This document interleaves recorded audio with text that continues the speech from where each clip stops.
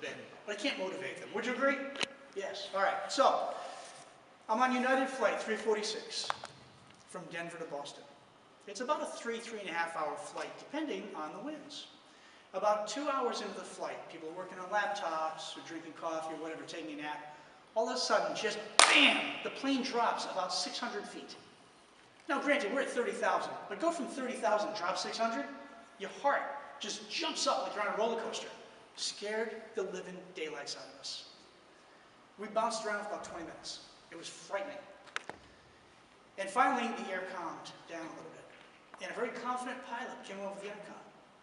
And he said, "Ladies and gentlemen, we've hit some bumpy air." I'm like, yeah, no kidding, Sherlock, no kidding.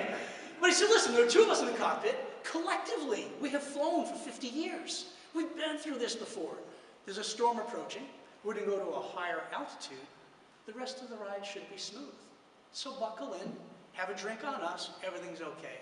So we peeled our fingernails out of the armrests, and there was a great big sigh of relief. And as a speaker, I'm constantly looking for stories that work within our business. And I've been in this business in financial services since 1987. So I'm constantly looking for stories, and I thought, this pilot acted like a great financial advisor during volatility, right? So earlier we listened to Duncan talk about your positioning statement and talking about what you do. And I thought, wow, one of them could be, I act as your pilot. I get you from where you are now to where you want to be. And I'll get you through the rough spots. Something like that. But anyway, I digress. So there's a great big sigh of relief. And I thought, wait a minute. What if instead, a very young, nervous-sounding pilot came over the intercom and said, "Oh my God, did you feel that? I have been flying planes for 4 years. I have never been through that. Hold on, I'm going to try to find a highway or a cornfield. We're going to land this thing." What would you do? What would you do? I'd push the panic button and say, "Give me peanuts and Coke and a parachute. I'm good, au revoir, bye-bye." You know, two famous words I like to use when it's time to get away from a situation. Bye-bye. But here's what that pilot provided, the good pilot. Leadership, confidence, and direction. And it's exactly what you provide as advisors every single day. And it's one of the reasons you're here today. Because you provide leadership, confidence, and direction. Do you calm people down? Absolutely. You put them at ease. So we're going to talk about a few things that tie into that today. This is really one of my favorite slots as a speaker. I'm the last speaker between you and what? Cocktails. Yeah, happy hour. So we're going to move this along. All right. Generally, I could talk for about 3 hours. We're going to end at 5. I've been asked to end at 5, and I will, so that we can enjoy the wonderful event tonight, which I will participate in, I've been to these before, and I love it. It's so exciting. But all I ask is we're going to need some of your involvement. I want to get you involved. We're going to have some fun. We have some videos. I want to keep this light. But my mission is this. When you walk away from here, I want you to have at least 1 or 2 actionable ideas where you can say, you know what? That was worth my time. If I can do that, will that be worth your time? Yes? All right, fantastic. Let's rock. So I talked about the right mindset for success. Discipline and drive. It's passionate. I needed it when I was training for the Olympics as a marathon runner. I needed that passion and drive like you all have, and I did too. So we talked about a few things. We talked about scripting. Again, Duncan McDonald talked about this a little bit, about positioning statements. When somebody asks, well, what do you do? It's a common question, isn't it? Right? So when we talk about that, not only talk about it, I'm going to give you 10 examples. Bound to use any one of those. I also want to talk about strengthening client relationships, and here's why. When I was in the business in the 80s and the 90s, our business was really about cold calling cowboys. And I don't know if some of you were around back then, but let me tell you what would happen. I'd show up at a Merrill Lynch office in Boston by appointment on a Tuesday night with 6 pizzas, a bunch of sodas, and a lot of leads, 1,000 leads. And we would dial for dollars. Now, performance was hot back then, and we would say, how do I say last name? Mafucci. Mr. Mafucci, this is Neil Wood with Merrill Lynch. We have an incredible growth fund. By the way, we have never spoken before, okay? But the weird thing back then, we didn't have caller ID. People actually answer their phone. All right, so I'd say, Mr. Mafucci, we have a fantastic fund. It's averaged 15% over the last 10 years. Would you like to buy some? And this is what people would do over the phone. Never met you before. Wow, sounds great. I'll buy 50,000. How often is that happening today? No way. So back then, it was about performance. It was about the cold calling cowboys. my fund's better than your funds. Now it is about strengthening relationships.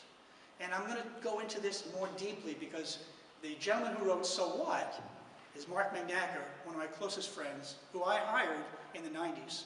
So many of the things I'm going to talk to you about are things I actually did, and I'll tell you why in just a little bit. And finally, gaining quality referrals. There are some simple ways to get referrals, and I'll give you some solutions in just a little bit. So that's what we're going to talk about. Any questions? Are you all in the right room? Okay, good. So far, so good, right? So a new way of looking at things is the so what question. As I mentioned, it provides leadership, confidence, and direction. When I say, or when you read plop, plop, fizz, fizz, what do you think of? Alka-Seltzer. Now, any young people who have never seen this? Okay, I'll explain, but some of us know this. So let me explain. Plop, plop, fizz, fizz. This was a campaign for Alka-Seltzer back in the 60s, 70s, and maybe a little bit in the 80s. And what you would see is this tall glass of water and these 2 quarter-sized tablets that would be dropped into the water. Many of you are shaking your head, remember this, right? And little bubbles would be coming up, this effervescent bubbles would be coming up. And there was one word you would say when you saw this: relief. It would get rid of your upset stomach. I know some of you had the night off last night to go wherever you wanted.